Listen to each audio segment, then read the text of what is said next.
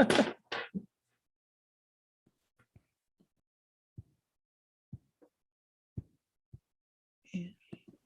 we good? I don't see the record. Perfect. Thank you, Sandra. Good. Well, good evening, everyone. Welcome to the Thursday, September 9th, 2021 North Clackamas School Board meeting. We are in open session. I first just want to say thank you for being with us today. And thank you for your patience as we work through our hybrid meeting opportunities in the near future. Please stick with us and you'll definitely be able to have your hybrid meetings in the future. I also want to start off by acknowledging the fact that once we get back in person, we will of course do the salute to the flag. But I do want to have a moment of silence as 9/11 is around the corner. And we obviously don't meet on 9/11, but I think this is a perfect opportunity for to have a moment of silence.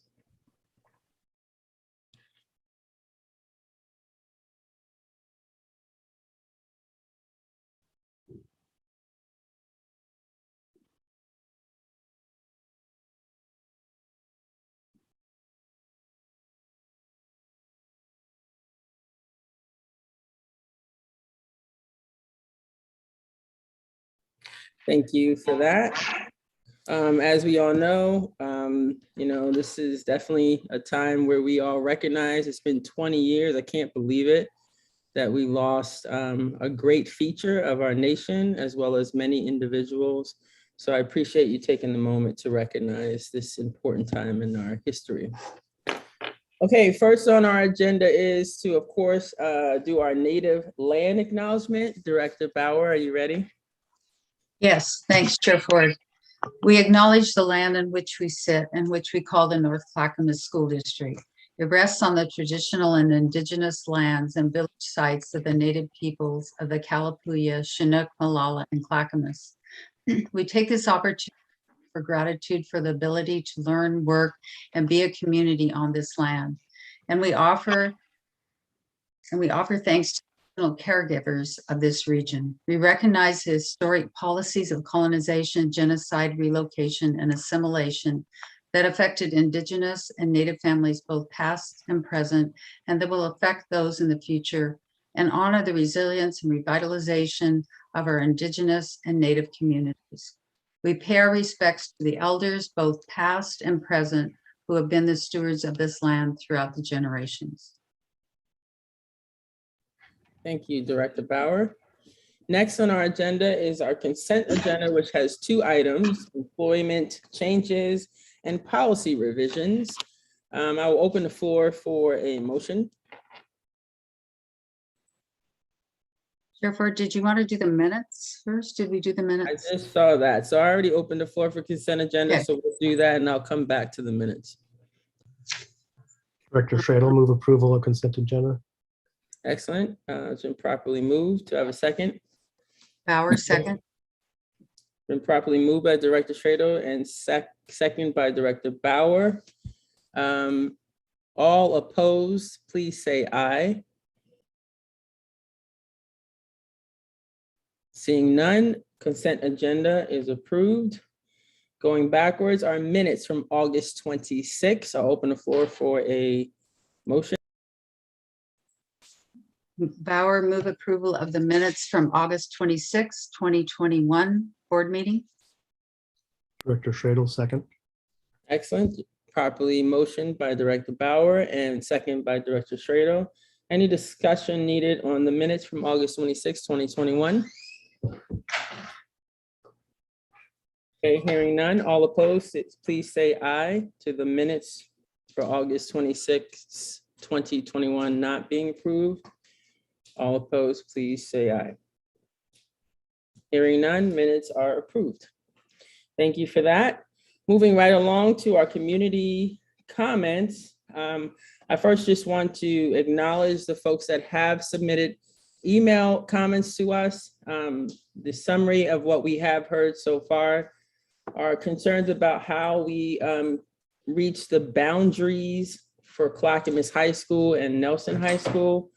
We've also heard some concern of the variant spread and mealtime requesting more outdoor lunches.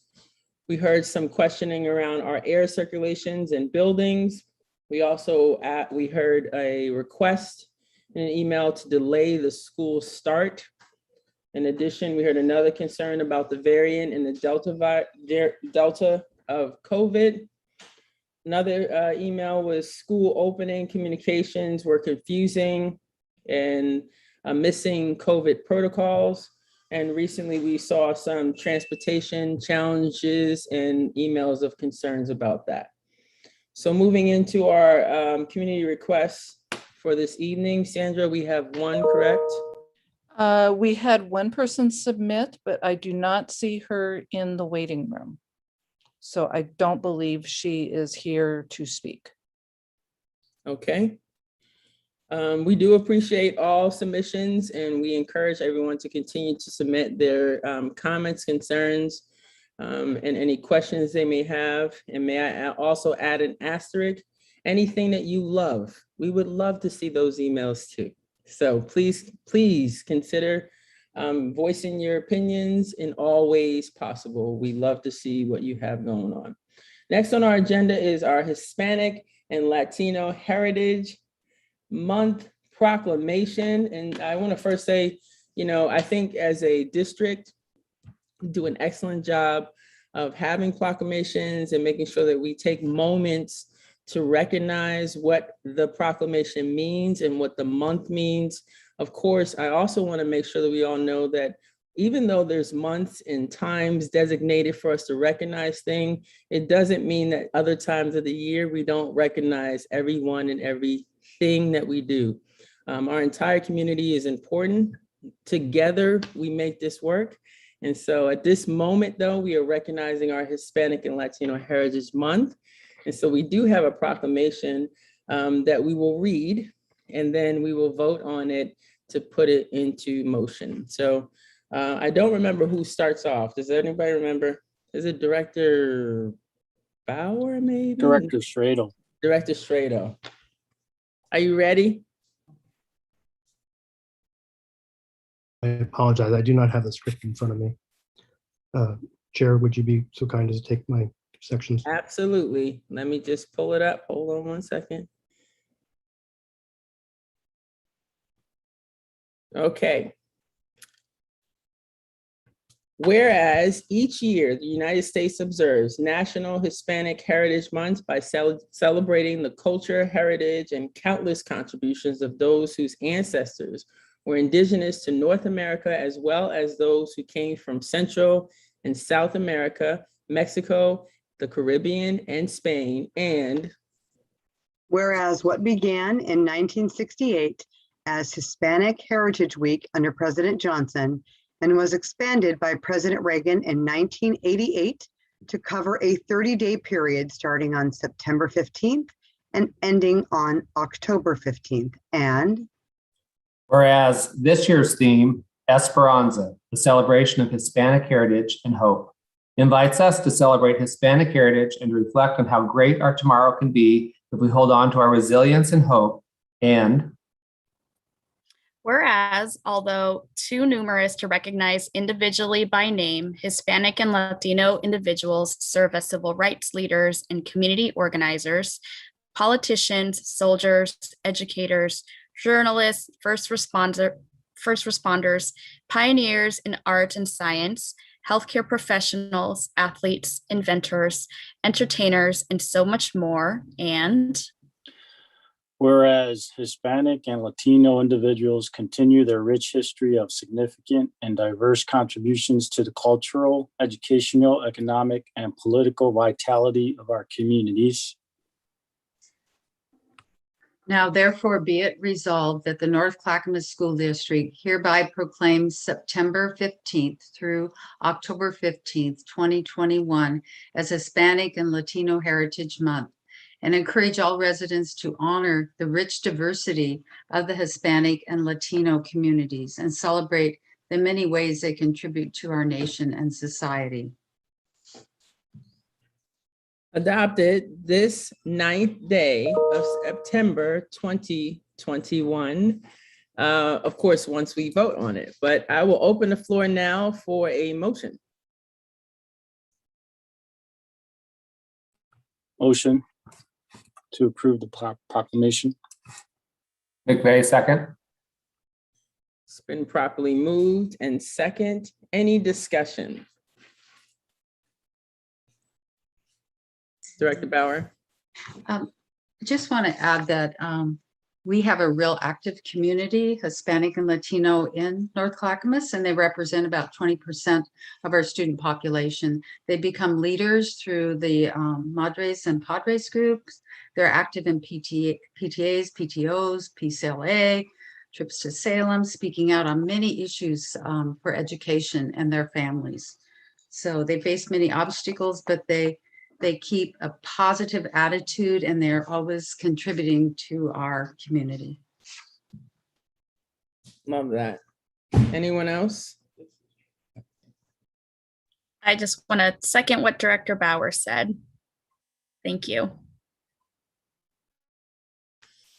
Thank you. Any other comments? We'll see none. All in favor, I'll do a roll call because this is such an important moment. Director Bauer, how do you vote?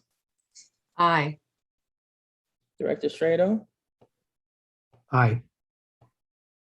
Director Benaloga? Aye. Director McVeigh? Aye. Director Way? Aye. Director Perez? Aye.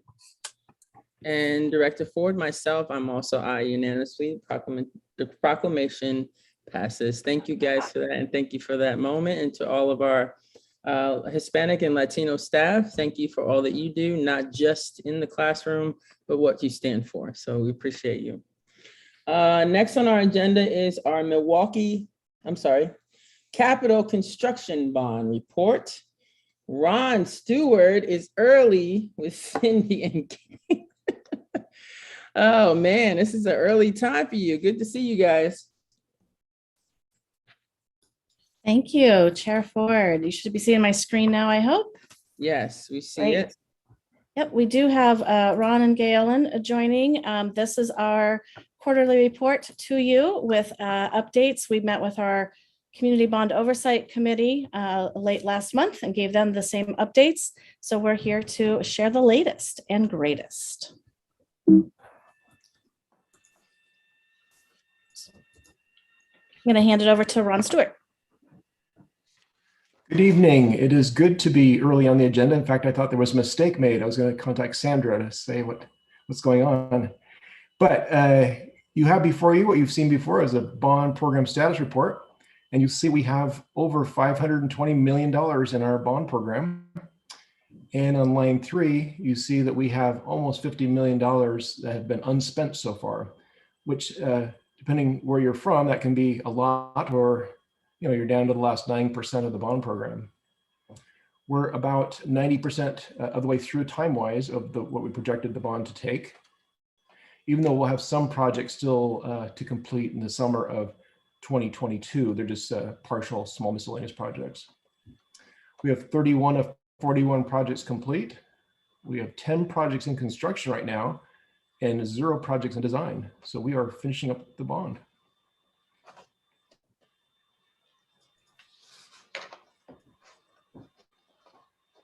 This is our inclusion and diversity and contracting report. And if you remember, there's 3 sections. The blue section is a consultant summary. The green section is the contractor summary. And the yellow section is the combined consultant and contractor summary. That's followed by the 3 columns to the right of the previous report numbers, the current report, and the difference between the 2. And if you look at the 3rd line on each one of those sections is our aspirational goal of 15%. And you see you've gone down slightly, a fraction of a percent on the participation in consultants and contractors. We're still far above the aspirational goal for consultants. We're, I think, 18th one of 100% of our goal on contractor summary. Then overall, we're still above our aspirational goal. Interestingly, while the number of contracts declined slightly related to the overall number of contracts, the the value of the contracts increased slightly compared to others. So just an interesting fact there.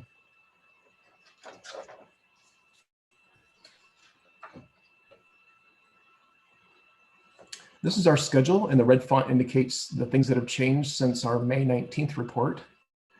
And this is in 4 different sections. The first section is the completed section. The next section is the projects and construction section, followed by future projects and design and future projects. You'll see we moved 1 project, Scouters Mountain, up into the completed section, and moved 3 projects into the projects in construction, and then we have 0 projects in design. And we still are planning to land on all those dates of completion, including New Urban. Well, the school could have moved in earlier, at least at the first floor. They decided to put off moving in until the weekend of October 9th, when there's a 3-day weekend to move in.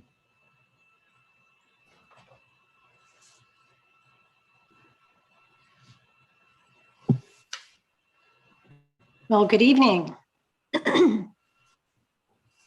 So as Ron pointed out, we have a little over $523 million of budget. And our remaining budget is $22 million because the rest has been contractually committed or paid already.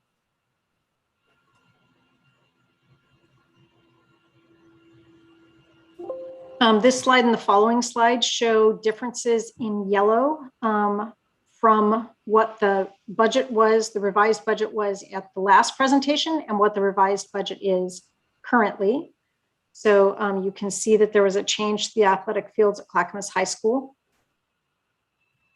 And next slide. And also Milwaukee High School.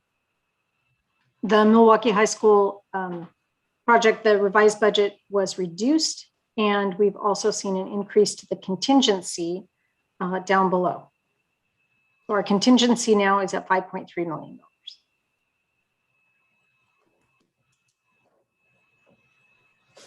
This is our income statement, a little fuzzy, showing that our bond cash balance is that almost $50 million, and we have spent most of our bond down. The good thing is we have had higher than originally anticipated investment earnings, and we just received payment on the land proceeds from the sale of the land, so that added to our bottom line.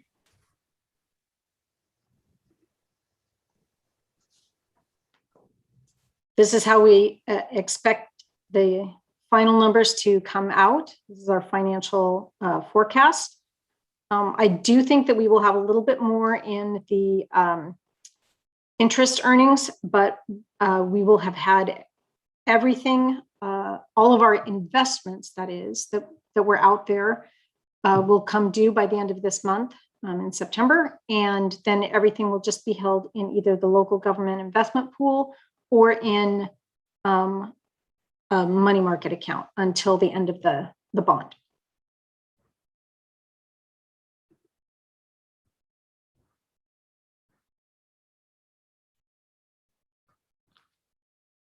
Now it's Ron. So we're looking at the program reserve budget, and in this document, we go over it line by line with the oversight committee, but I'll just hit the highlights for you. The actual transfer sections are lines 2 through 53, and that gives us that contingency. The actual contingency that Galen pointed out was $5.3 million. Then we have a projected or a potential projected transfers of lines 55 through 85, and then the final budget program projected budget of $228,000.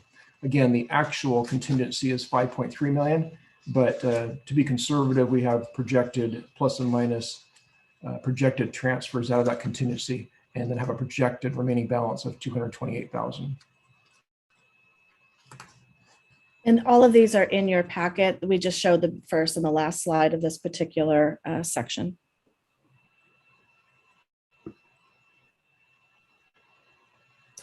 Okay, this is our ongoing list of the 41 projects that we've been tracking to give updates. There are many other smaller projects that weren't necessarily part of the original 41, but what you see here is in bold that was different than our last report is that Scouters Mountain has now been completed. And there were just a couple of things that we did there. It's a new building, but we did some security fencing and some cameras added as well.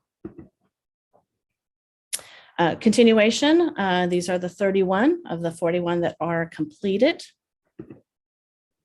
These are some at some phase of in progress construction. And in some cases, it's really just the punch list, but we are still working on a front entryway at Ardenwald. I'll show you a picture of that a little bit later. Campbell Elementary, which is more Campbell Center, where we do some professional development, in our evaluation center. Is some unfunded maintenance. We had to do some water lines there. So that one is still being worked on a little bit. Spring Mountain is just finishing up as well. So we try to show you photos and in some cases videos of the current projects that you may not have seen previously. I am happy to announce that Ardenwald is our last of our elementary schools to make sure that it has a walkable running or walking path for the school. And so this serves both the community when it's non-school hours, as well as our students during school day. It could happen during PE. It could happen during some planned exercise walks with teachers for particular classrooms, and that coveted, usually springtime, but sometimes fall for some schools, jog or walkathon. And so we want to make sure that that was taken care of in this bond. And there's Ardenwald's path. What you see there on the right, Ardenwald is a newer school as well. But when we did the last bit of our bond projects, secured entries were not top of mind in the planning of that bond, and they are now. This building, while it had a buzz-in system, it's a little bit difficult for the front office staff to see. So we've done a couple things here. We've put in the video camera for buzzing in, but we've also moved the front door, an additional door that goes straight into the office now. Adrian C. Nelson High School. I know many of you were able to attend the grand opening, whether that was in person or virtual, and got to see that celebration as our newest high school has just opened and has greeted over 1,000 students into that school this past week. What you see on the left was some of our athletes actually in the weight room doing summer program training. And we wanted them to get in there as early as possible, try out that equipment, make sure everything's working properly. It was just a joy to have students walk onto that campus. The middle picture is a state-of-the-art auditorium that I know our students in our theater, our performing arts programs, our community, whoever gets to use that space will be very welcomed, and they're going to just love that beautiful stage and space that we have available for them. The top right is a breakout area. This was in some places at Rock Creek. We carried that theme through and that design as we added that extra wing of classrooms. Remember, we added 16 classrooms to convert this school into a high school. And what you see there is going to be well used, I know, by our high school students as they are doing homework, maybe during a free period or breakout time from a particular class. We're very excited for that space as well. So just a few things. There's all kinds of videos out there for a full virtual walkthrough that are on the Nelson website as well. I mentioned our Campbell Center. You see there, we needed to do some water line replacement. There's some nice fresh painting going up on the right-hand side there. There was some pavement work, a little bit of roofing work. This is, I need to remind us, this is a district asset that our taxpayers continue to support for a lot of good reasons. We have our evaluation center, as I said, for our preschool and younger age students who maybe have a referral from a pediatrician that there may be some learning delay possibilities going on. And so we want to connect with those families really early. We want a nice place for those families to go and be assessed and welcomed and have connections with our staff. In addition, we use quite a few of the spaces here for professional development. And the community does continue to use this space, particularly for gym and field rentals.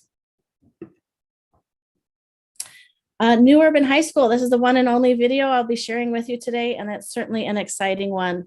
As a reminder, New Urban High School had the original old Oak Grove Elementary building there on Oak Grove Boulevard, and then another building next to it, what we called the Annex at times. It had been various things over the years. And students, we had the old building completely torn down and rebuilt, and this is what you'll see.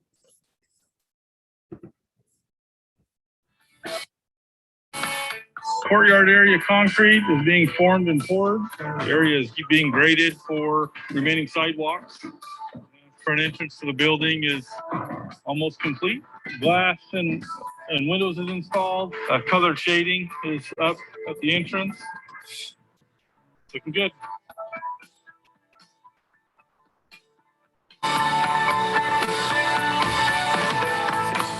This is inside the new commons area. You can see that the guardrail is being installed around the second level. The lights and fans are complete. Those upper mesh things are actually, they spin so they can put art on them, and then they spin back. So it's kind of a neat feature that the architect designed here. These are all art displays, and you can angle them. Pretty neat.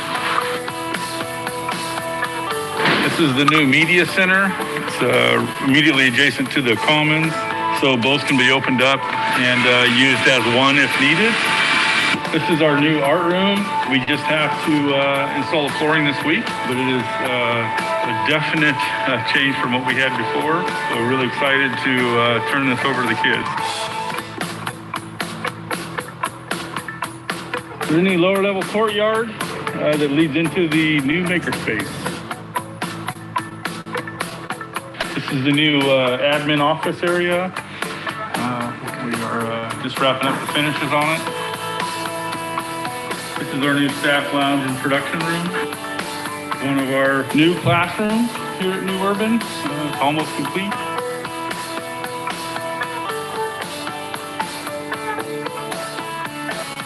The new science room.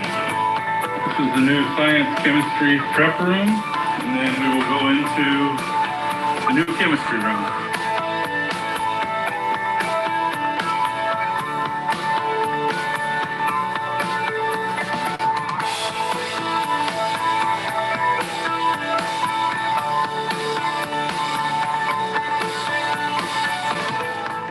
Another classroom.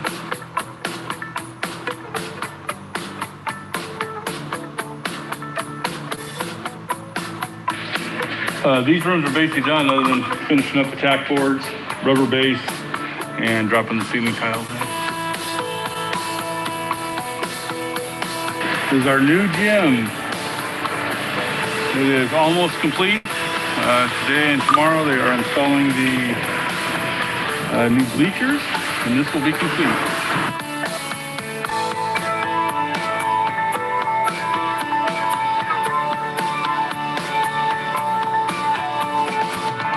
This is our new parking lot on the north side and what will be a new green space area. The wall over here that is existing for the retaining wall is the old interior wall of the gym that used to be here.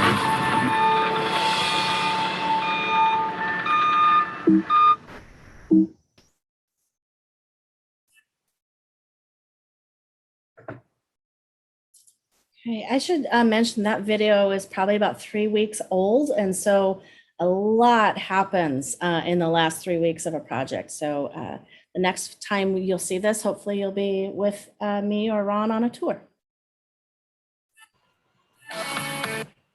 I would add that there's furniture in the building now, and there's occupancy on the first floor, and it's substantially complete, besides just some details to work out. Great. We will definitely be arranging tours soon.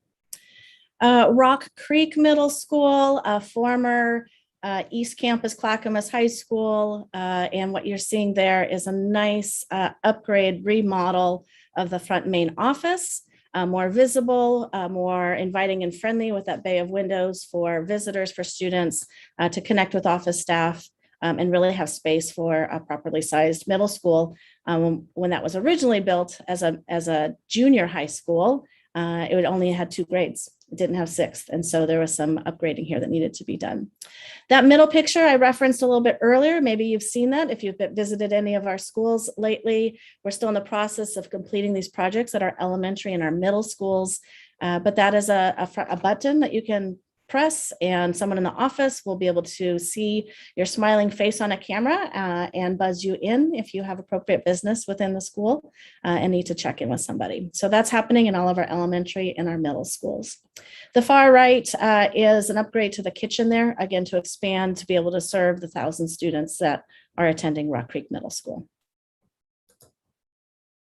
Spring Mountain Elementary, mostly cosmetic here and upgrades for the maintenance portions. You see some failing concrete and some needed patching and some painting on the right. That's all been done. It's really, really nice and patched in and looking really great from the outside.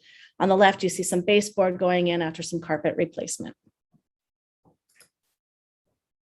And that's the projects all finalizing right now. The next year, we're wrapping things up. We have our last Community Bond Oversight Committee meeting in October. And assuming that we deliver everything that we said that we are going to deliver, and thus far that has proven to be true, our committee will be thanked for their service. They'll do a final report to the board. I will invite the chair for that meeting as well.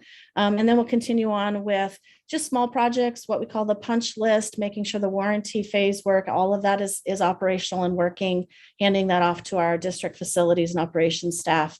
And then the closeout process and documentation. We want to know what went well this bond process. What would we want to improve on?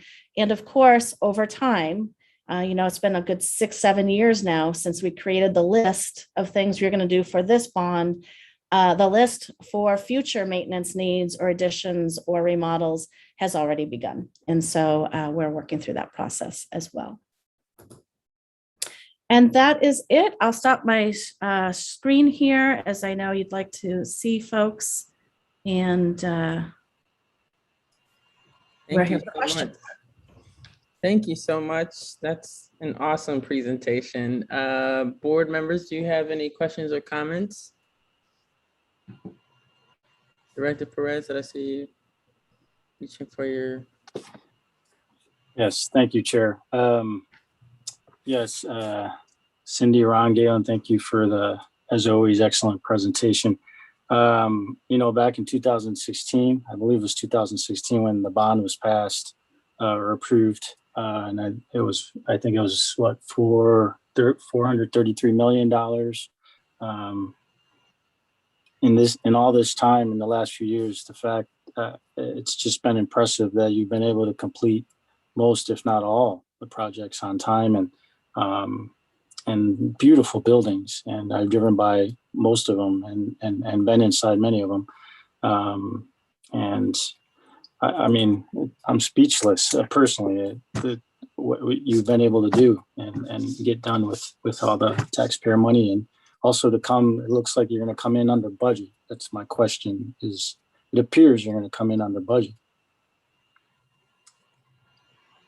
Yes, we are likely spending all of our money, but it'll be for things beyond the original commitments, needs in the district. Awesome. Outstanding. Thank you. Other questions, comments? Director Bauer? One quick question.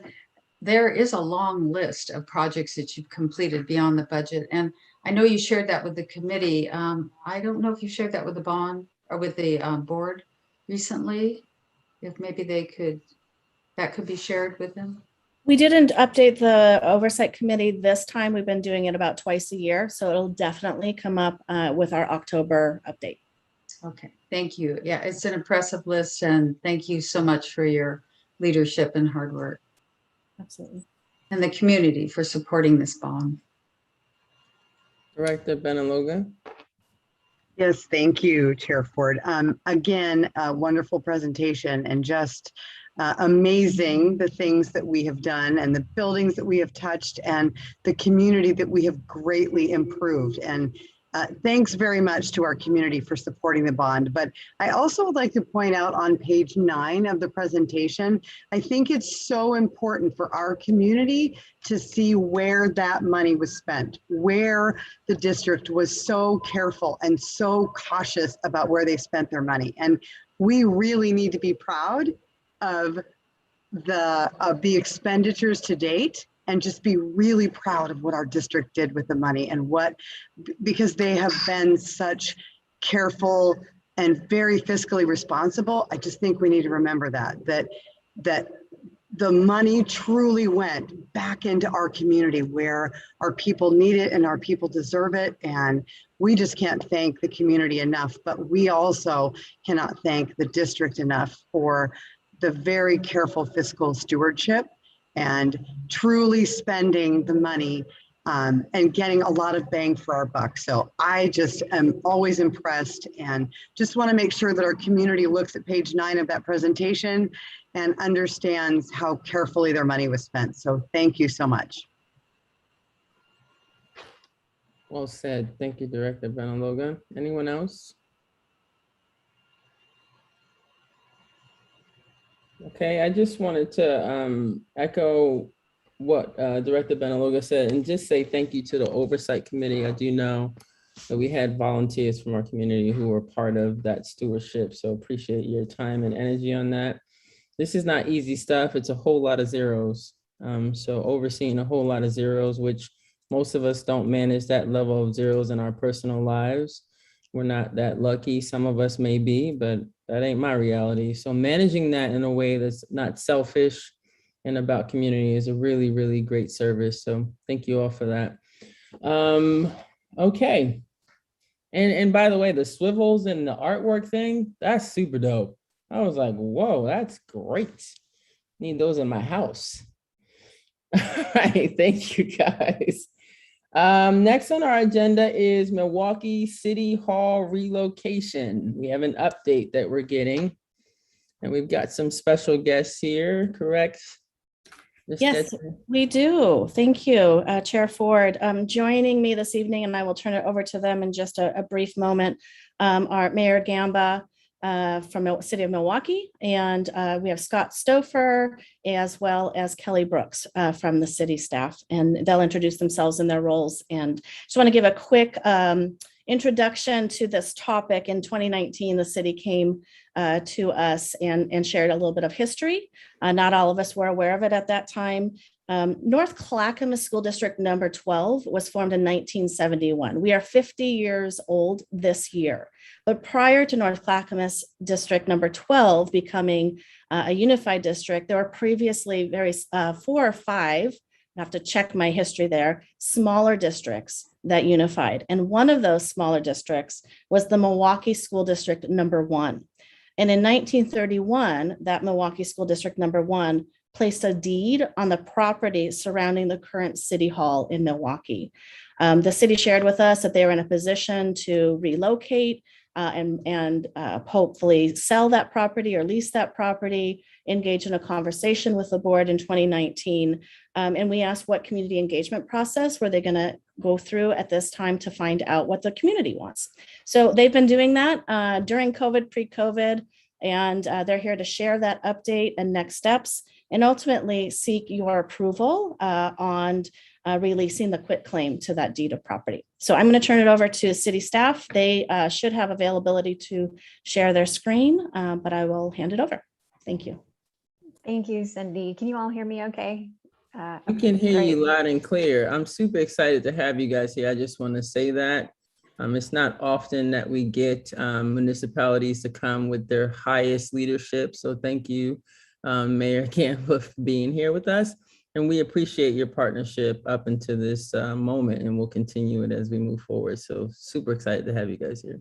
Well, thank you, Chair Ford and members of the board. We really appreciate you for taking time out of what I can only imagine is so busy at the beginning of the school year for you to take time and put us on your calendar tonight. We really, truly appreciate your partnership. So I am Kelly Brooks. I'm the Assistant City Manager, and right now I'm actually the Interim Community Development Director, and in that role, trying to keep chugging away at this City Hall project the best that we can. And but I have real experts with me tonight. I have Scott Stoffer, who's going to speak to you all. He was about both the history of the site, just a little bit, just for any folks that aren't as aware, and then also recap the engagement work that's taken place over the last year or so to help us decide what to do next. And then Mayor Gamba is going to speak to where the council is and the steps that they're taking to achieve the community vision as well. So with that, I'm going to hand it off to Scott and let him get started with his presentation. And then we want to make sure we have plenty of time at the end just to talk and hear where you guys are. Can everybody hear me and see my screen? Yep, we can. Okay, great. I'll put this over here. First of all, thank you, Chair Ford and School Board, for having us tonight. As a parent of the North Clackamas School District, I appreciate all your service to our community, and thank you for taking the time, for volunteering to be at these meetings every month, all the time. It's a heavy lift and it's appreciated.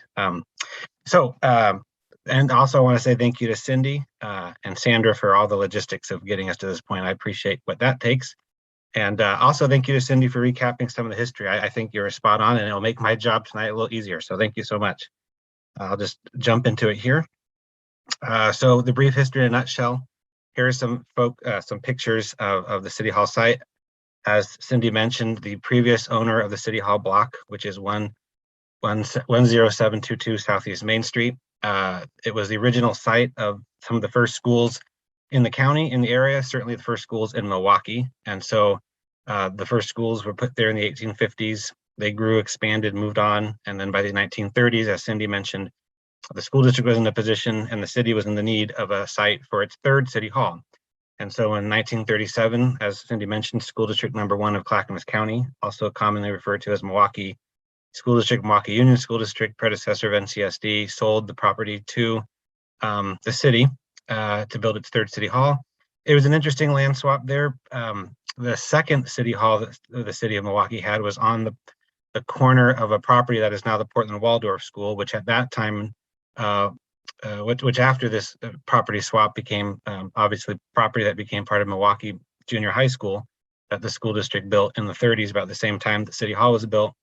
That junior high was built. And so there was probably a bit of a land swap between the city and the school district at the time. And the result was the block that is now City Hall was carved off and Milwaukee Junior High came into being. So that happened in the 1930s. And then by 1938, a new building was built. And you can see there that's a wooden frame construction with a brick facade. And it's stood there for the 84 years since then. It has served our community faithfully ever since then. Here's some shots of it. The one on the far right is a favorite one. It represents the fact that before Clackamas Fire District number 1, before Milwaukee Fire was folded into Clackamas Fire in the 90s, Milwaukee Fire was housed in our garage doors there in our fire bay. My office that I sit in at City Hall was where the fire captain had his quarters and his bed, and the rumpus room was right outside his door. And it's just interestingly cut up there to serve as the home to the fire, police, planning, the library. Everything was housed at City Hall. And then over the year, there's some other shots there. And true to the deed restriction, the city has, for over the course of the 80 years, maintained much of that property as a park. But within a decade of building that fine New Deal era building, the city ran out of room in that building and began acquiring property throughout the city to house equipment and staff as things grew. There was, if you're familiar with Water Tower Park, which is located at 40th and Harvey, there's a city, the city still owns property there, and it was a public works and a fire station for a while in mid-century. And so that was where we first acquired land. By the 1980s, we had acquired the far northeast corner of the city at Johnson Creek Boulevard and Flavel on one end, and Linwood and Johnson Creek is the home to the city's current public works yard and community development office. We had to acquire that in the 80s because by the 40s and certainly by the 80s, City Hall was too small to house all the things the city needed. About the 1980s as well, the city started a number of series. I think there are at least 3 of them on file that documented the need for the city to acquire space, not only for people and things, but the case has been slowly been built over the last 3 or 4 decades that there is a real need to centralize services for the public. If you're a member of the public and you want to do any of the services that the city has, you may need to go to 2 different locations to get those done. And so in 2019, when Adventist Credit Union approached the city about selling to the city their building, which is at 10501 Southeast Main Street, it's a 2003 building, twice the size, twice the footprint of our current city hall. When they approached the city, decades of documenting the fact that the city needed centralized space for staff and service providing, just sort of met a happy reunion of two things there. And so June of last year, the city finalized the purchase of the Adventist Credit Union building, and we are about a year into a 2-year lease back with Adventist Credit Union. So the city owns that building, but the credit union, I think, is working on finding their next home and is leasing back. I won't say much more about that. Kelly will cover a little bit of that project coming up. So we've had a documented need, and that's why our current beloved city hall is now in need of finding its next adventure, so to speak. It was a school district property, and then it was sold to the city, and it's served the community faithfully. And now, as Cindy mentioned, 2 years ago, about the time that Adventist had approached the city, we came to the school board because there is this deed restriction on the property, just that relatively vaguely says part of the property needs to be maintained as a park. And the city has done that for the last 80 years. And so that encumbrance is on there, and that's why we're here. That's why we're talking to you. As Cindy also mentioned, in response to our request in 2019 and further discussions with the school district, it was worked out that the school board, members of the school board would be involved in the city's engagement.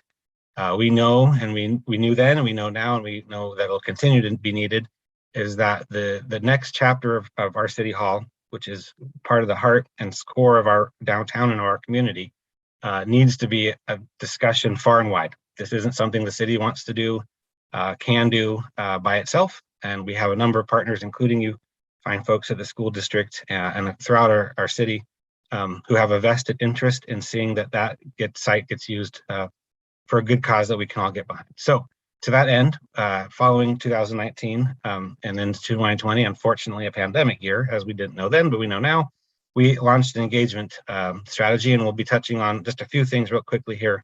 The formation of the City Hall Blue Ribbon Committee, that video tour, we put together, the city has recently started using an online engagement tool called Bang the Table, and we call it Engage Milwaukee.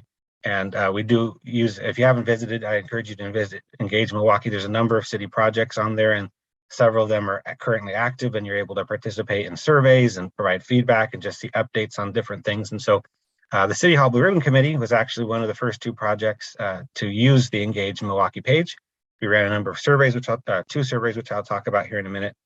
And then I was very happy. When we started this, I had my colleague, Allison Wicks, and I, who's no longer at the city. She would have been with us tonight, but she's moved on to another job at Metro. When we started this, Allison and I had this grand vision of, if you're familiar with downtown Milwaukee, we have got a lovely farmer's market, and we've had in the past really strong First Friday events. So we envisioned ourselves doing tabling at those things and connecting with members of the community and all kinds of good things. Well, that little unfortunate pandemic sunk those plans quite quickly.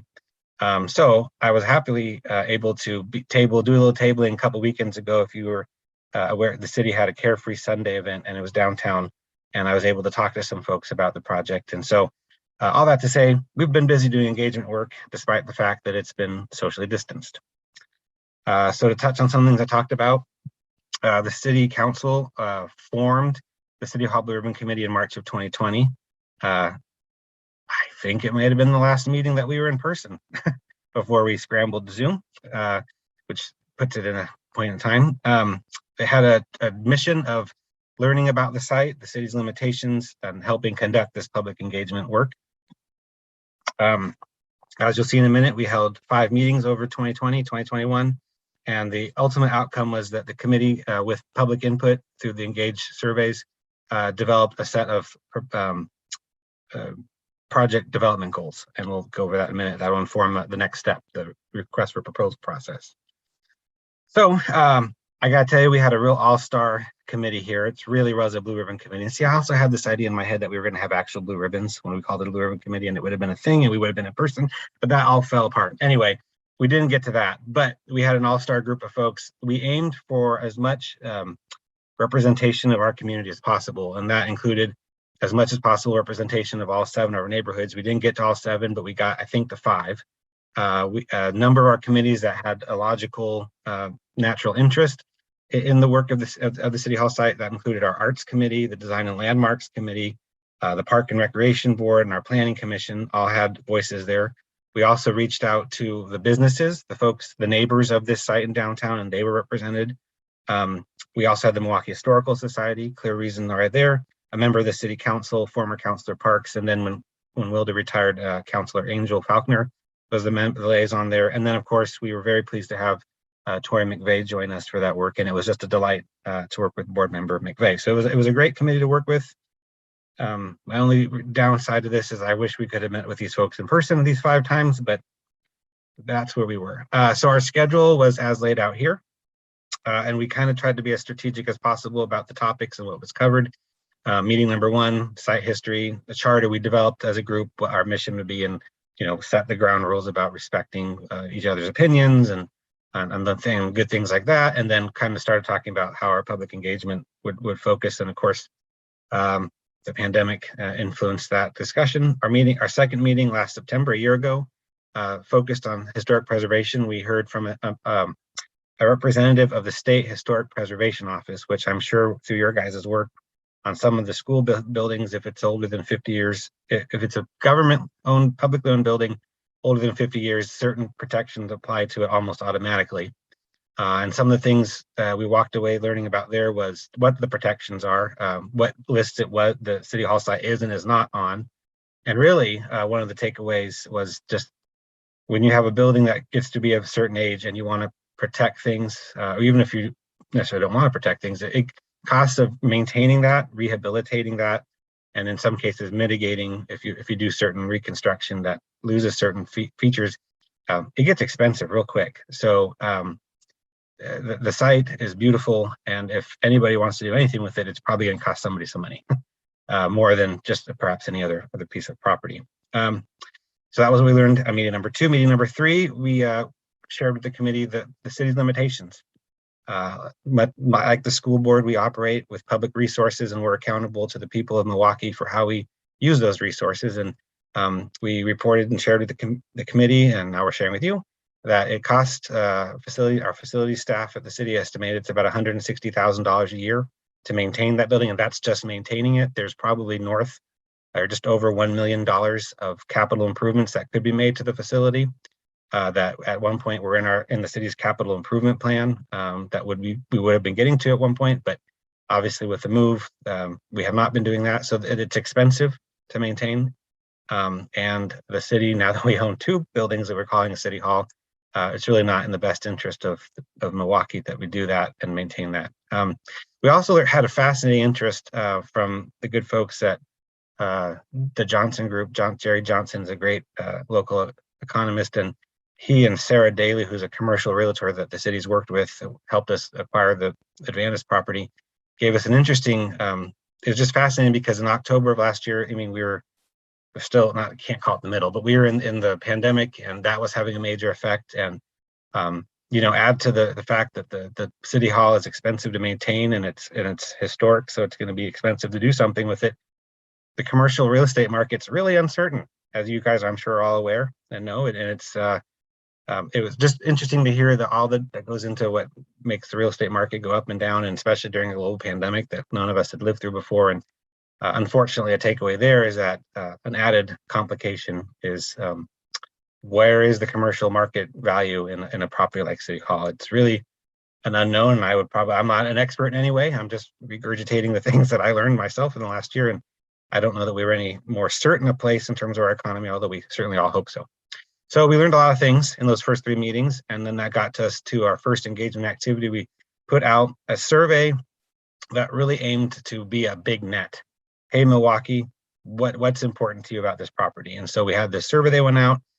Our goal was to collect ideas. So it was pretty broad. And that's what we did between the holidays, between Thanksgiving and the end of December. Then we met again in January and presented the findings of that survey to the committee, and then they started drafting their goals. And I don't know if Tori has any thoughts on or remembrance of that, but these meetings 4 and 5 are where we really got into the meat of developing the goals, and it really got fun. And that's where we could really get the conversations going between the members. And again, if I had been in person wearing our blue ribbons, that would have been so much cooler, but it was cool to do it on Zoom. So anyway, the last 2 meetings we had, they drafted their goals, which we'll go over here in a second. And we selected members of the committee that would be serving on in the request for proposal process. As you may be aware, you ask, in a nutshell, you ask for folks to tell us what their ideas are for the site, and then we're going to have a review committee, and 2 members of our City Hall Blue Ribbon Committee are going to serve on that proposal review committee. So that's all great. In March, the committee gave its final report to the City Council and presented the draft goals. After that, after we presented the goals and they were out in public, we wanted to give the public an opportunity through a very quick survey to give us feedback on the draft goals. And then where we are now, and we're sliding a bit, which I'll let Kelly address, but we're going to be working with the City Council soon to make those goals, to get those goals adopted. And there's a cool, great Milwaukee Municipal Code required surplus hearing that has to be held for the property, and then we will launch the request for proposal property RFP process. So that's where we are now. And I mentioned that we ran 2 surveys, and our Engage Milwaukee page. This is what it looked like. There's a really cool video. We have an amazing arts committee, and the chair of that arts committee, his name is Hamid Shabata Bennett, and he produced with our colleague at the city, Jordan Imla, produced this video. If you haven't seen it, it's a quick 2-minute video, but you can see the inside of the building. So that's there on the Engage Milwaukee website, and the survey is still live. So if you or anybody at home watching has any interest in telling us what you think about the site, we're still listening after the survey is over. But for the purpose of the survey is still live. Feel free to submit comments there. That was the Engage page. Pleased to share with you the visitation results, and you can see it at the left there. We got up just north of 1,500 page views and visitors as we launched that first survey. The survey was out for a few weeks and it got quiet, and then we relaunched the second survey in about May and June, and you can see we got some pretty good traction. And again, if you have technical questions about our Engage page, I will probably defer to Kelly, because Kelly was leading our community engagement team at the time that we adopted this Engage tool, and I don't know all the ins and outs of it, but I know that the City Hall Blue Ribbon Committee was one of the first projects we had on there, and we were all pretty pleased with these visitation numbers. So that was good.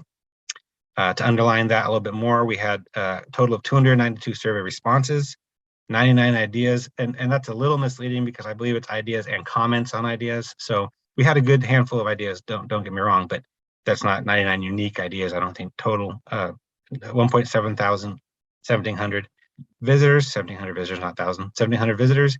And then we had a number of subscribers, and that I have to explain is a little bit, to participate in surveys on that Engage site, you have to register. And then once you're a registered participant on the site, you can subscribe to projects and basically follow it as it goes along. So 170, and it's hidden on my side of the screen, but 178 subscribers. We, again, being one of the first projects for the city, we thought that was pretty cool. So I'll go through these really quickly. I know these were in your packet, and I hope I haven't belabored points that you probably already read about, but the proposed goals as presented by our City Hall Blue Ribbon Committee, and then reviewed and informed by public input, and then also presented to the City Council. It was important that whatever the next step for the City Hall site is, that it creates a destination, an anchor for downtown that attracts local residents and regional visitors. There was unanimous, very much concern about preserving the historic nature of the site, the character defining features of the building, particularly the front.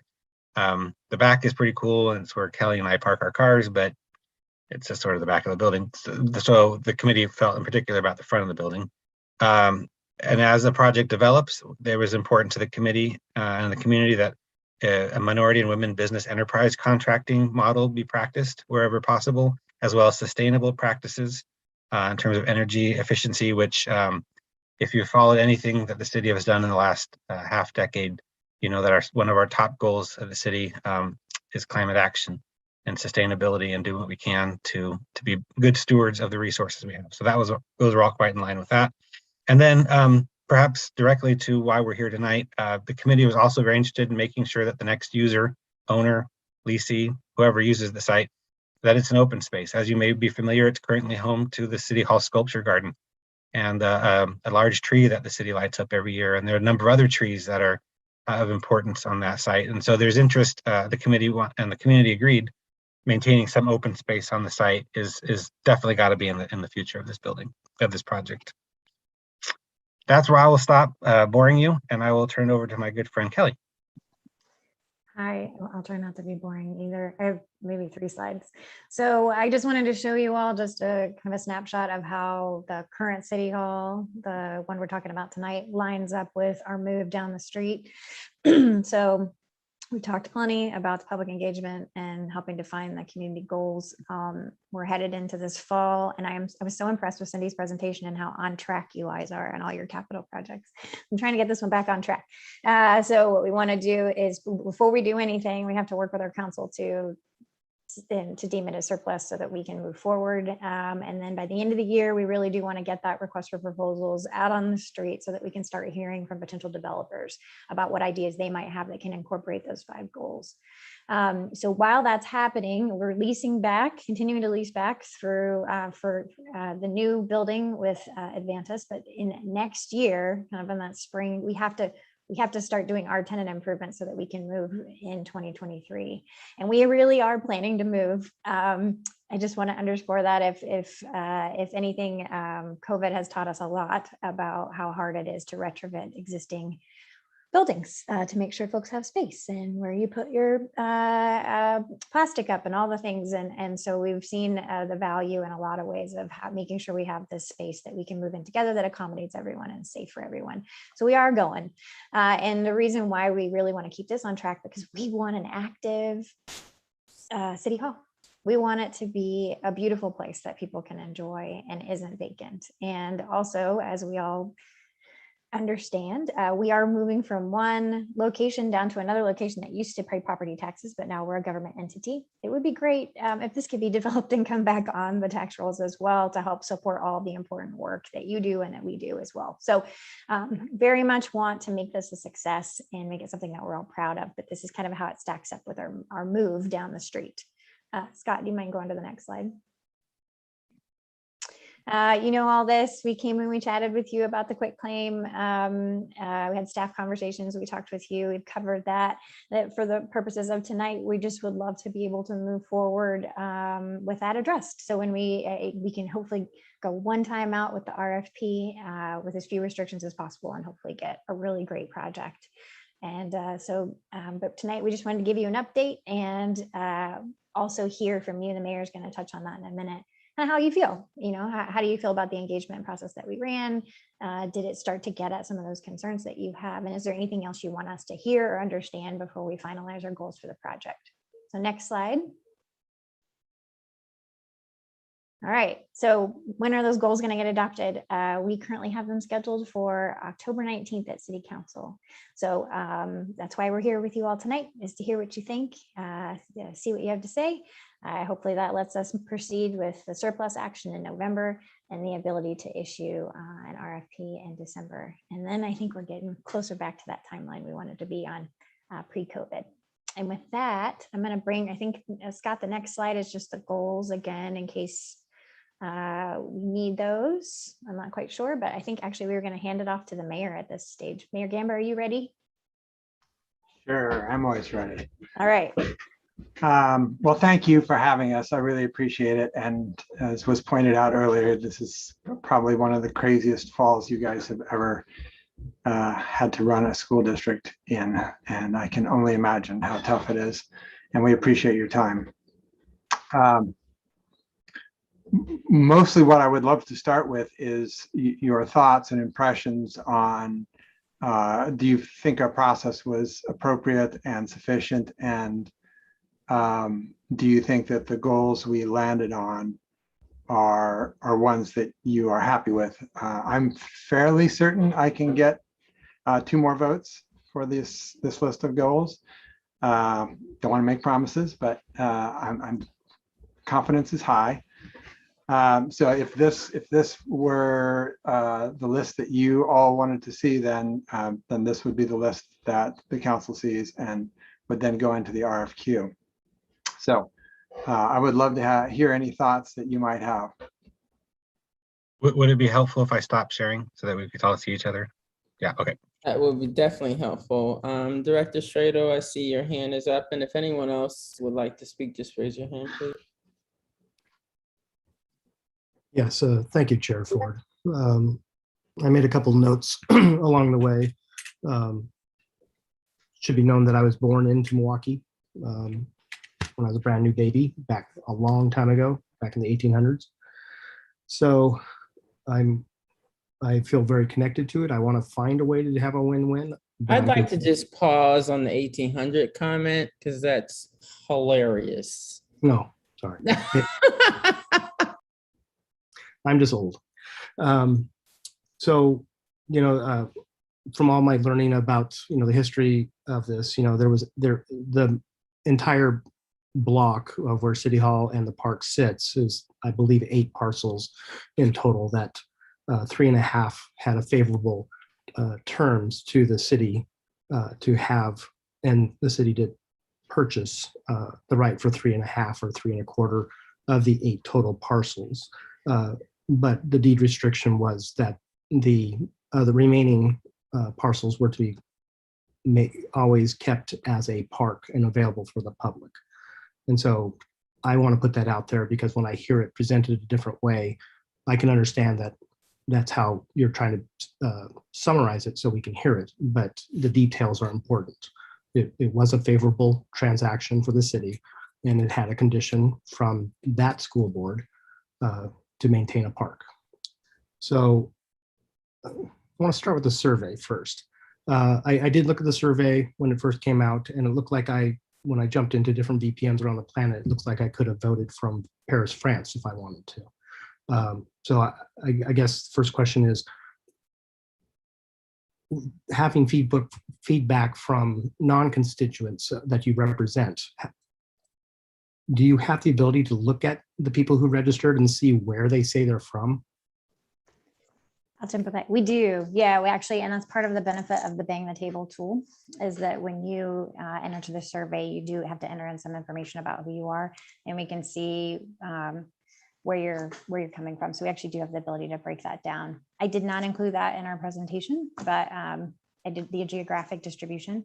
But yes, we do have that ability. And I did refrain from voting because I felt it would not be appropriate for me to vote when I'm actually going to be hearing this presentation. But it also like I could vote multiple times. Is that accurate? Let me check. I'm going to go check on that right now. You probably can vote more than once. I don't think we have a limit on how many times you can vote.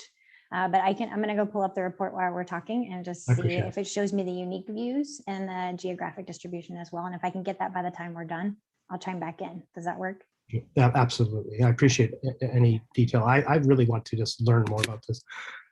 Mayor Gamba, good to see you as always. I like seeing that you're outside in the woods.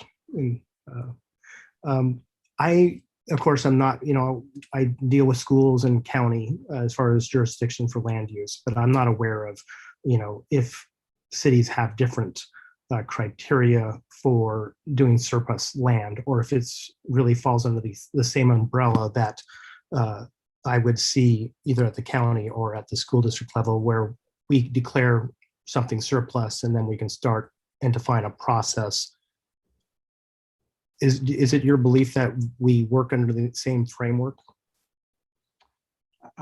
Kelly may have the answer to that. I actually don't know the framework for schools or for the county, so I've got nothing to compare it to. Okay.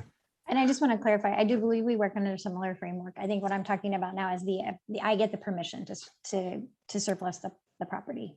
So I have to have that permission from the council before we can initiate proposals. We can request proposals to develop it. Does that make And I'll sense? be- yeah, and I'll be transparent. You know, the hurdle I have is, you know, it's a park available to the public, and there's I guess a concern from my part that it would cease to be available to the public. And my understanding is from the county and from school district side, my history, you can do a surplus for anything that doesn't have a deed restriction, and you can move forward with that.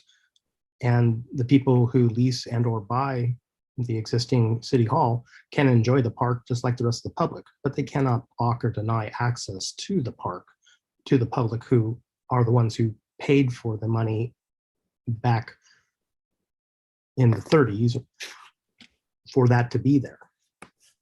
And so that's the biggest challenge I have. I don't see that we currently have a mechanism that protects the public's interest. So I would welcome to hear more about that. So if I could, I'd like some clarity. I hear what Stephen's asking clarity on, but before you go there, if you could provide us layman's, it's clear that Director Stradle has a lot of information that I don't have. And so I'd like to know, what is our positioning here as a school board? What do you need from us in order to get to what you're trying to get to? Because I'm hearing a lot, right? But I'd like to know what our lane is. There's a lot of lanes in the world of life. We have very specific lanes here as a school board, but what is the ask of us and why is that the ask? So there's a deed on the property that's ancient. It goes back to the time when the school, the previous school and the city traded properties, as Scott described earlier. And that school district at the time left a deed on the property that it would remain park space, that a portion of it would remain park space. In order for us to cause someone to be interested in that property, you know, and the higher quality of thing we would like to have there, the more this is important. There are very few developers that are going to look at a property like ours, which is old and has historic preservation rules attached to it. It's expensive to maintain. It's going to be expensive to renovate and refit. And so the more encumbrances, I guess I will call it, there are, the less interested they're going to be. So our list of where the Blue Ribbon Committee landed, right? Their list of recommendations of here's what we would like to see on the RFQ. Most developers will look at that and go, wow, that's a lot of things you want out of us. I've been having casual conversations with a few developers of different varieties, and I get raised eyebrows a lot. So I think all of us would like to see that building become something cool, like a McMenamins, or, you know, something that we'll all be able to enjoy in the future. And it's going to be pretty hard, straight up, without any additional encumbrances, and an additional legal encumbrance is going to just add to the difficulty. So what we're asking for is called a quit claim. And it just says, we no longer hold you to that deed restriction, essentially. So then the things that control the negotiations going forward become the goals that we attach to the request for qualifications or request for proposals, whichever direction we're going. So what you're saying is you have 5 goals. I'm correct, right? There was 5 goals. 5, yeah. This current deed restriction would not be a 6th. That's what you're asking us, not to add the 6th being what was put back there. It's even more than a goal, right? Goals can be accomplished in a lot of different ways. This is actually a deed restriction that this property owner would have on their property, assuming they buy it, forever, for, and it's going to make the property far less interesting, is the essence of it all. I appreciate that clarity because I know as a chair, I'm looking at the faces of my other board members. I don't think that everyone's really was clear on that. So I appreciate that. So Stephen, I'm sorry to cut you off, but I felt like people were deer in the headlights while you were going deep in the woods and we're still trying to catch up to you. So I appreciate you allowing me to pause for a second and I will give the floor back to you. I appreciate that. And I apologize for going too deep in the weeds so quick. So, if the interest is to maintain open space and no longer having it as a deed restriction, how are there any creative ideas of additional lands that the city has that is a park that could be, the deed restriction could be moved to so that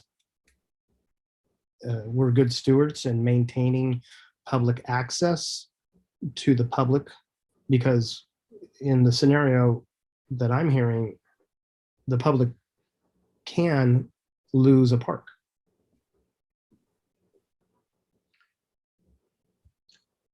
Well, there's a number of small parks in downtown.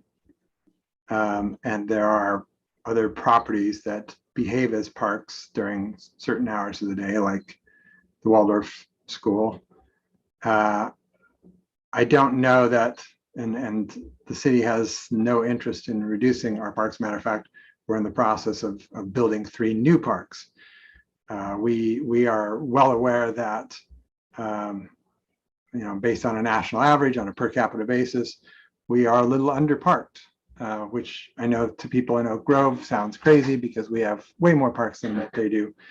But on a per acre, per capita basis, we would like to see more parks in our city, which is why we're going to be investing, I think it's $2.5 million over the next few years to build out 3 new parks in the city, one of which is one of the downtown parks. I don't know that any deed restriction is going to cause it to be more parky than it already is going to be. I think it would be redundant, and I would be, I think it would be highly likely that the city's attorney would advise us against something like that. I hear you, and I like to think dialogue, continuing dialogue, helps us to ferret out options that get us to a mutual agreeable goal. Sure, I'd love to hear from some of the other board members if possible. I know Mitzi just raised her hand.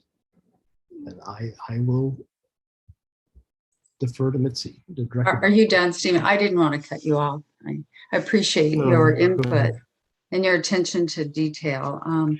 And I did go over and visit City Hall again today because I wanted to see, those lots again, and they are beautiful trees. But I do want to hear a bit from Director McVeigh, but my thoughts so far are that you have done some community input, and this is the City of Milwaukee's building. So I hate to hold up your process and be the ones that hold that up. I was heartened by your goals of maintain open spaces. And what I observed on your is just what you said, that you're very environmentally minded and you're adding more parks. So, I don't want to hold up your process, and I do value your partnership. So I've observed you doing a lot of good work with equity, minorities, and environmental. So that's just how I feel right now. Thank you for your report. And I'd like to hear from Director McVeigh's input from serving on the committee. And thank you for doing that, Director McVeigh. So just for clarity, Director McVeigh, I'll let you go. I appreciate everyone handing off the mic to people, but as the chair of this board, I will remain in control of who gets the mic. So Director McVeigh, if you'd like to speak, you can go ahead and speak. I could say a few words. I very much enjoyed the opportunity to participate in the Blue Ribbon Committee. It was a great group of folks that really had I think the best interest of hearing from the community on what was wanted. It was interesting to see we all got to vote on what our top choices were, and no one's vote was more important than anyone else's. So that was great. I guess where my concern lies is twofold. One is Mayor Gamba alluded to it, or actually stated it, that during these times it might be difficult for a developer to buy this unique piece of property and adhere to the RFP requirements, if you will. And so I think it goes back to Stephen's question: is there a way to protect the interest of who deeded this land to the school district, to make sure that that we don't get a developer that can satisfy our goals? Would the city need to sell it, and then we have kind of let down those folks that want it, what they put the school district in charge of, and that's having a park at that location. And so I don't know how we remedy that, but I think the city is aware it's going to be a difficult property to sell. And lastly, I don't know if our attorney has looked at this. Do we have the right to supersede who's ever put us in charge of this land to make sure it stays as a park, for us just to do what we want with this? I don't know. I mean, that would be a question for Dr. Shea and her team to get that answered for, I guess. But I really enjoyed working with everyone at City Hall and the Blue Ribbon Committee. Long story short. Great. Anyone else have any comments, or Director Perez? Yeah, thank you, Chair Ford. Just a quick question. Thank you, Mayor Gamba and Kelly and Scott. My question is, first of all, I'm very much pro-village. We're all in this together to benefit our community at the end of the day. And so I'm a big fan of partnerships. So I'm happy that you're here. And but my question, I only have a quick question. You said you did a survey, because I always like to know what the village input was. So in your survey, how much of the community input, how much did you get from the city of Milwaukee, the folks that live in Milwaukee, reside in Milwaukee? What percentage of the folks, and what percent did you get from Milwaukee? Yeah, and thank you. Do you mind, Chair Ford, if I jump in to respond to that? So I was just looking at my reports to try to answer the survey question, and what I have is breakdowns on registered users. So that was I think it was 179 registered users, and I can tell you where they are, and they are actually all within. I have either you're within the city of Milwaukee or unincorporated Clackamas County. That's actually what you need to do to register, and I can break it down by neighborhood, and I can that actually is pretty representative. So I can send you all that chart, and you can see that component. It doesn't address your specific question about where the exact survey respondents come from, but it gives you our registered users, which overlaps with our survey respondents. So if that works, I'm happy to provide you with that. If that starts to satisfy, are you talking to people that live here? Are you talking to people in Paris? Does that? Yeah, and also, what did you get as feedback primarily? More of, yes, or what? I'm curious what your village, your folks in Milwaukee want to see. Yeah, I can send you that as well. What I had asked for this one was more about, and Scott may have this information, was more about the who and less about which ones they picked. But Scott, do you have any information about what ranked the highest in the survey results? There was, especially after the first survey, there was a report to the committee in January, and then there was a further follow-up to the city council. I would have to pull that, but if Kelly's already sending you other information, that's something we can provide in terms of the actual response, what the questions were, what the responses were. My recollection, and Tori, please correct me if you remember something differently, but it generally supported the goals. There wasn't anything that shifted the exact 1 through 5. There was a ranking question at one point. The exact that might have shifted a little bit, but the general 5 were the 5, and nothing monumental shifted or was introduced by the community other than what you saw. Okay, thank you. Thank you, Director Perez. Good question. Any other questions from our board? Director Way. Thank you, Chair Ford. I know that we've been talking about this for quite some time now, since last year, and board members have asked some really great questions. We've asked the city to do some community outreach, and I think that really sort of demonstrates the all of the amazing efforts that y'all were able to do within the last couple of months. And I just want to again continue to note, especially during a pandemic, and to get over 100, even over 100 responses on this topic, I think is great. It's a great start. I think that I just have a quick question, because I know that there were some concerns that were raised about accessibility to the public and whether or not that is still going to happen with maybe this new visioning. Can you just clarify if the public, whatever it is that will be the development of this, is there a reassurance, 100% reassurance that it whatever it again that is that will get built will be accessible to the public? So I think the concept of open space typically denotes that it is public space, right? I don't think anybody calls somebody's backyard open space, right? Or some industrial lands, fenced off area, open space. Open space generally means public space. I think we could, in that goal, we could be more specific that it's to be public open space.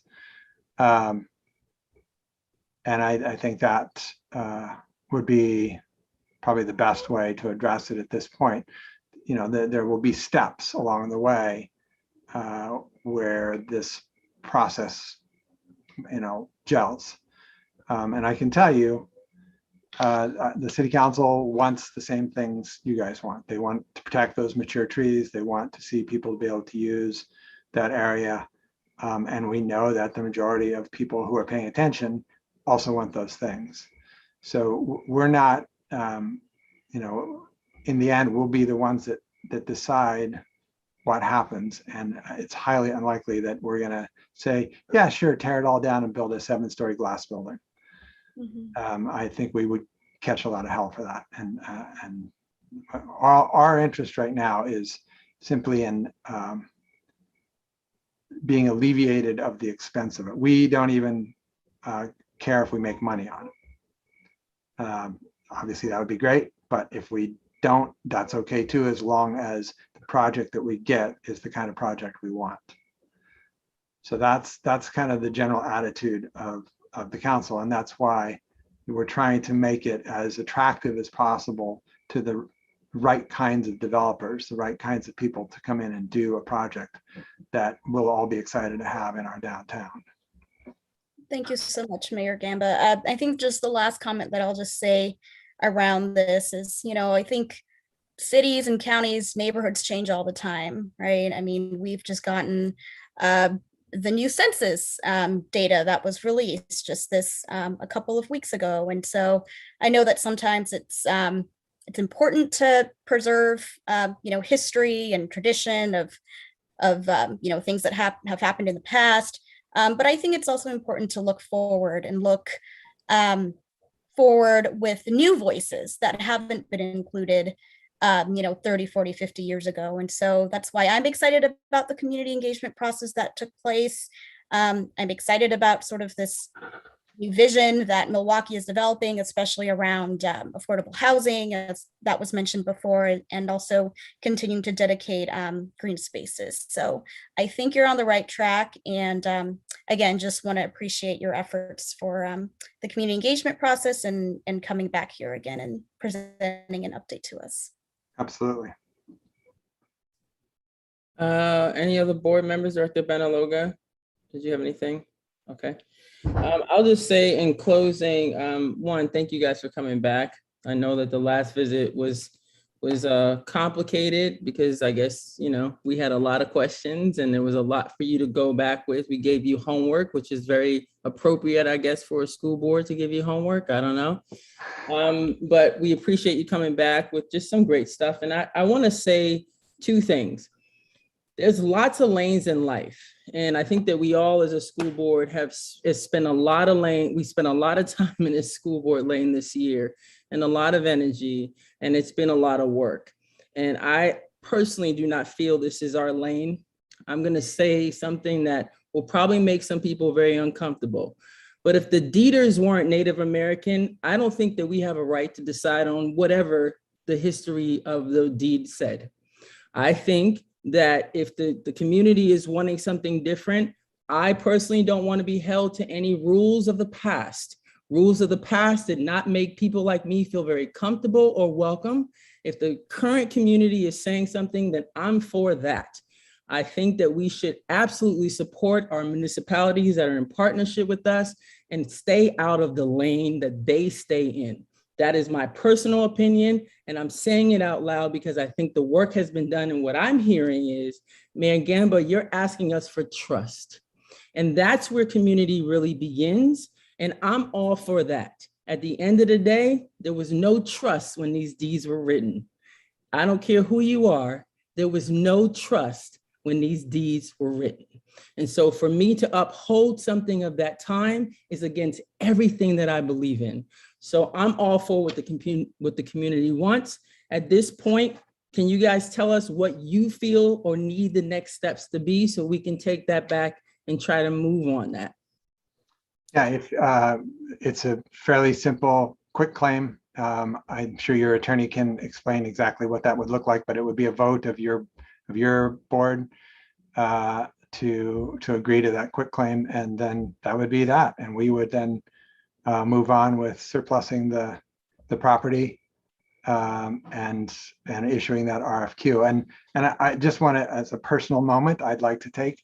I deeply respect what you just said, and I've always been a fan of yours, but you just upped that ante a little bit. And I would also like to say that something you mentioned kind of at the beginning, when I first became mayor, I asked the city manager at that time, Bill Monahan, I said, I'd like to have joint meetings with the school board, once a year or, every 6 months or something, just because we work with the same community by and large, and we should be coordinating and we should be thinking about how we can help each other in the efforts that we have. So I would like to throw that out again. And I would be thrilled if occasionally our two boards can sit down together to better serve our communities. Excellent. I'm writing that down, Mayor Gamba. All right, cool. Thank you. And Director Perez will hold. I would just like to say something, Libra, and I think that would be great if we did have more joint meetings, because I sometimes don't feel like the city of Milwaukee does always have the school districts back. I know that they denied a reader board sign. We're the only comprehensive high school that will not have a reader board sign for Milwaukee High School, and it's frustrating for me to sit here and hear, let's have trust, let's do what's right, and then it doesn't happen in reciprocal. So that's one board member's opinion, and that's my personal opinion. I'd love to direct you to the last meeting. So that was a planning commission decision based on the planning commission rules.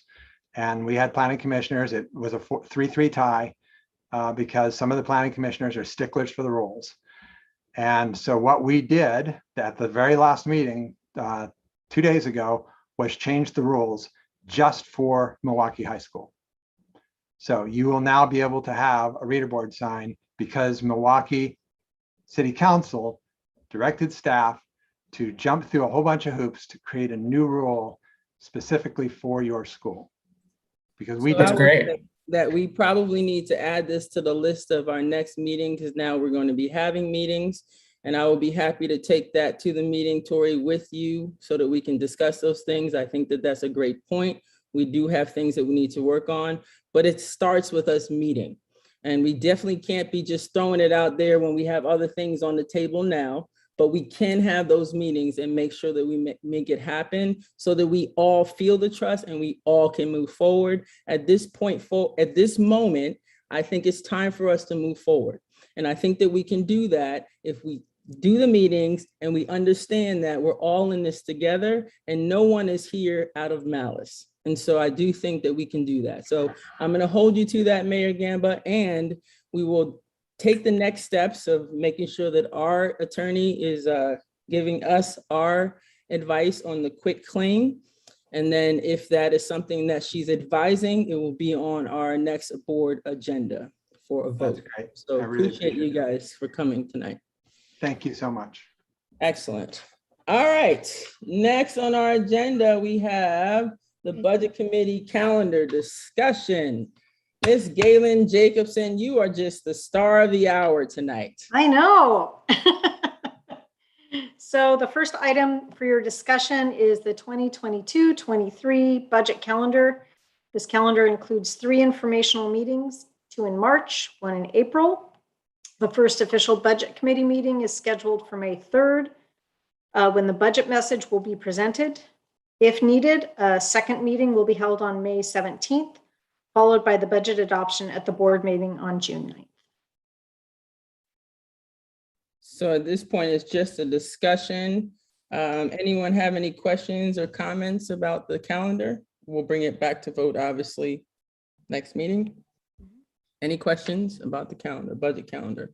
Super important calendar. Super important calendar. Okay. Thank you for that. You stay with us. The budget committee vacancies. What do we got? So the second item for discussion tonight is the declaration of budget committee vacancies and a timeline for filling those vacancies.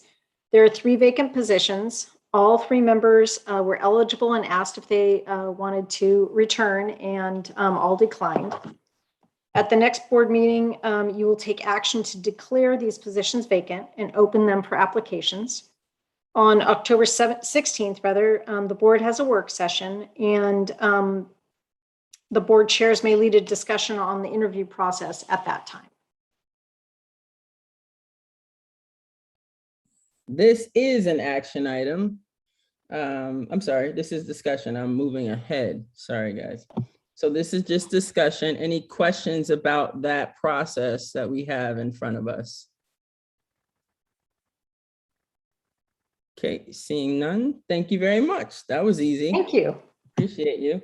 Next on our agenda is an action item. That's our digital curriculum adoption, grades K through 12. Yvonne, and I saw in your clip, what is your nickname? Is it Vani? Bonnie, yes. That's pretty cool. I saw the video. I was like, that's pretty cool. Well, welcome. Dr. Thank you. Good evening, correct? Chair Correct. Ford. Yes. Dr. Dibley, correct? That is correct. Excellent. Well, welcome. Good to see you.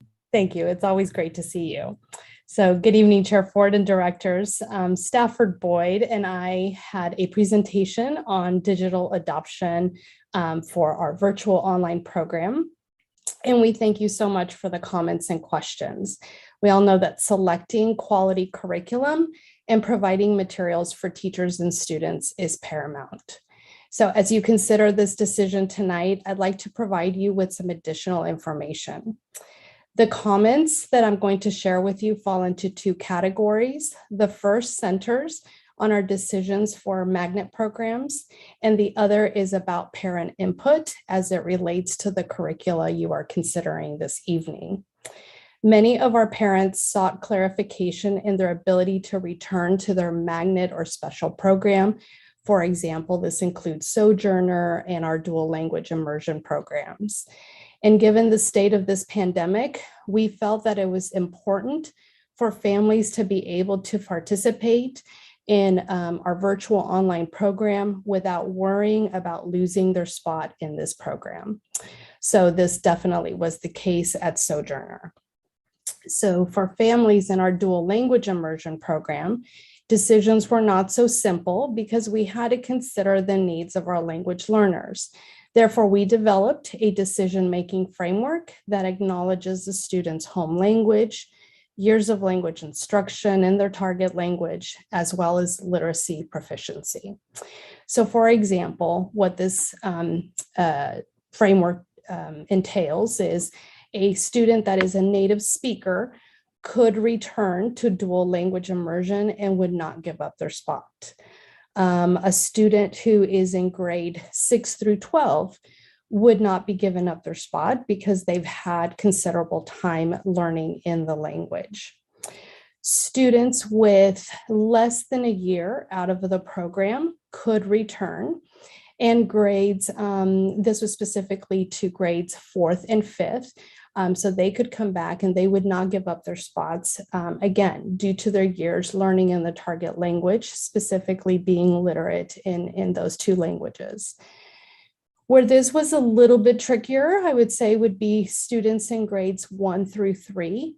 They would give up their spots, but if they were able to show proficiency in the language, then we would definitely consider this. And again, this has to do with the time away from that dual language immersion setting in person and the fact that they are really looking at literacy in two languages. Third grade is an important literacy year because it is indeed when we are looking at their proficiency in both Spanish and English. And then of course, our kindergartners, we would welcome them back because we want to make sure that we are keeping our program robust and we are having our kindergartners in our dual language immersion classes. The non-native speakers that have been out for 2 or more years would also be giving up their spots. And this again, is just because English is the dominant language, and it would be really, really difficult for them to maintain the level of proficiency for them to be successful. So those are examples of how we develop this language criteria to be able to answer to parents as they were considering this move. As far as seeking parent input, we committed to seeking parent input before the adoption, and a bit over 25% of the families that were in the virtual online program responded. However, we are interested in the experience that they have throughout the year. So once the adoption is made, we will provide a Google form that will be listed on the virtual online program website for parents to provide feedback at any time. And furthermore, Stafford Boyd, our program administrator, will communicate with families at different intervals throughout the year to ask for their feedback on the curriculum as well as their experience in VOP. We feel that not only is this the right way to move forward, the input we receive will be important as we consider the future of the virtual online program. And at this point, Stafford Boyd and I are happy to address any further questions. And tonight we're seeking action from you to adopt the proposed curricula. Thank you so much for that presentation. Questions? Okay, seeing none, I'll open the floor for a motion.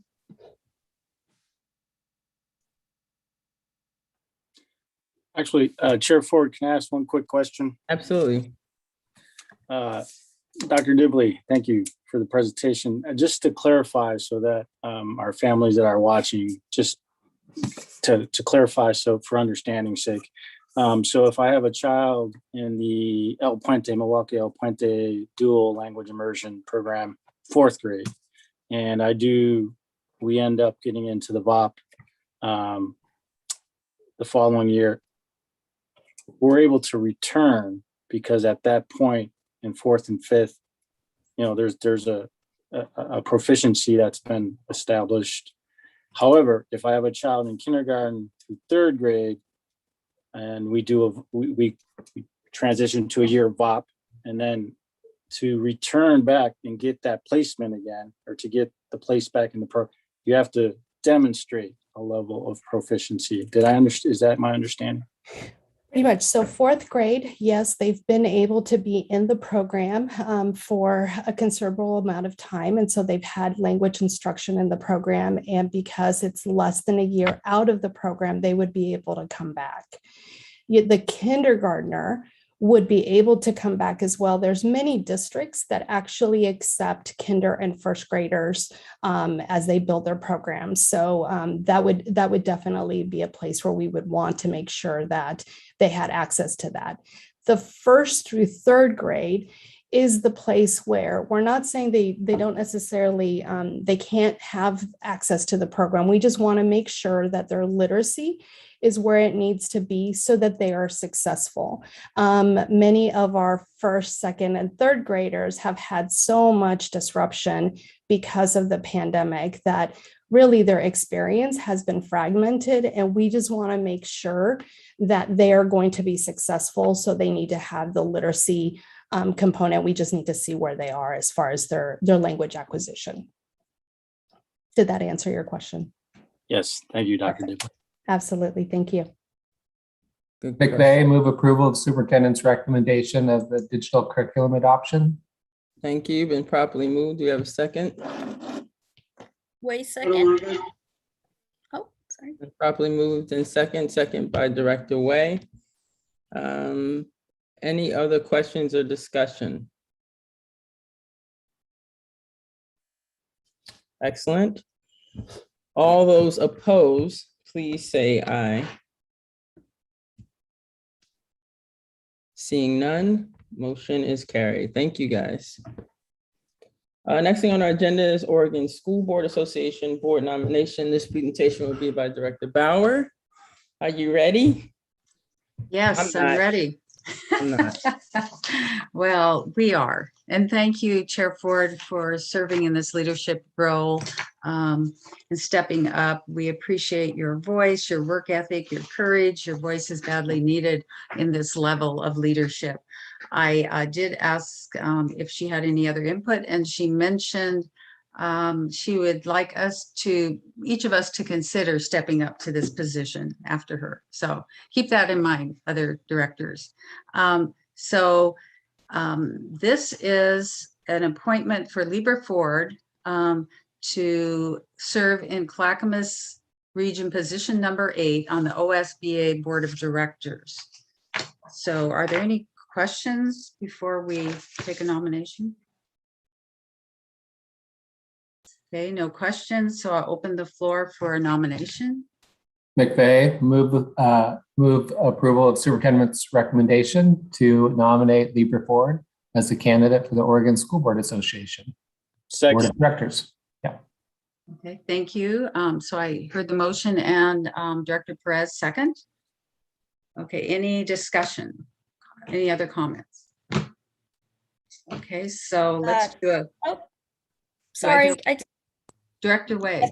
Sorry, Director Bauer. I just want to thank Chair Ford for stepping into this role again. Just your voice and your leadership is just so important. And thank you so much for just continuing to represent us. Thank you, Director Way. Any other comments? Okay, let's do a roll call. Director Benaloga. Aye. Director McVeigh. Aye. Director Perez. Aye. Director Schradel. Is he still on yet? Stephen, I'll come back. Director Way. Aye. Director Ford. Aye. And myself is aye. Director Schradel. Yeah, he might have stepped away. Okay, yeah, so there's 6 in favor. It does pass. Congratulations, Chair Ford. And we appreciate it, guys. Thank you. But really, if someone's interested, please step up. It's actually a really good role, and you get to hear a lot of different things. Okay, next on our agenda is Oregon School Board Association Legislative Policy Committee nomination, and we currently have our infamous Director Way up for nomination. That is my recommendation, and I will say that this is an individual who has been in legislative policy in many different lanes of the world of Oregon, and so I just appreciate your voice, Director Way, and what you've done, in particular in elevating voices that often aren't heard. So Appreciate you. So this is my recommendation to the board, is that we nominate her again for this position for the LPC, which is the Legislative Policy Committee. I'll open the floor for a motion. Director Bauer, I move to approve resolution of support for the nomination of Kathy Way as a candidate for the Oregon School Board Association OSBA Legislative Policy Committee. McVeigh, second. Properly motioned by Director Bauer and second by Director McVeigh. Thank you, guys. Any comments or questions? Thank you, Director Way, and I do appreciate all of your hard work and your talent in this area. It's great. Okay, well, all those opposed, well, I'll do a roll call too, since you started it, Director Bauer. Director Bauer, how do you vote? Aye. Director McVeigh, how do you vote? Aye. Director Perez? Aye. Director Benaloga? Aye. Director Strado? Aye. Director Way? Aye. Excellent. And I am also aye, Director Ford. So it's unanimous. We now have our nominations in. Now we just have to run. So thank you, guys. It is 8:21. That's called a recovery. Thank you guys for your time and your effort. And of course, everyone listening, we thank you guys for joining us this evening. We hope you all are having a wonderful week, first week of school. To the staff, teachers, administration, and everyone who makes this school district move, thank you from the purest place of our hearts. Good night, everyone. It's 8:21.